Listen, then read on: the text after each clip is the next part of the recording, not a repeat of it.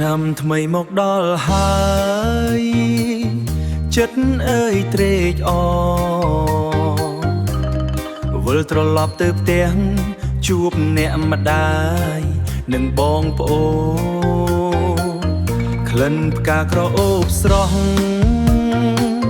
ក្នុងខ្យល់រំភើយសង្ក្រាន្តឆ្នាំនេះយើងសប្បាយគ្មានអ្វីផ្ទឹមសង្ក្រាន្តខ្មែរយើងសប្បាយល្បែងប្រជាប្រិយរំវង់កំសាន្តចាំងទឹកអំអងព្រមពោជ័យគ្រប់គ្នារីងរាយឆ្នាំថ្មីសេរីសួស្ដីជ័យមង្គលសេរីសួស្ដីជ័យមង្គល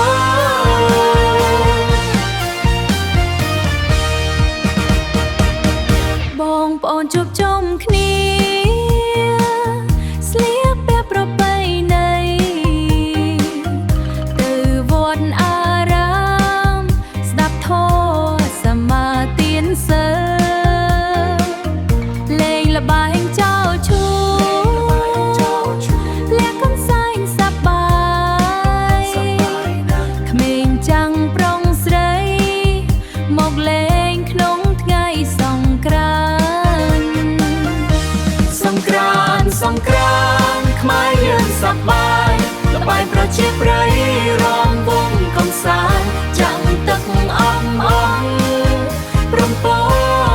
ជ័យគ្រប់គ្នារីងរាយឆ្នាំថ្មីសេរីសួស្ដីជ័យមង្គលសេរីសួស្ដីជ័យមង្គល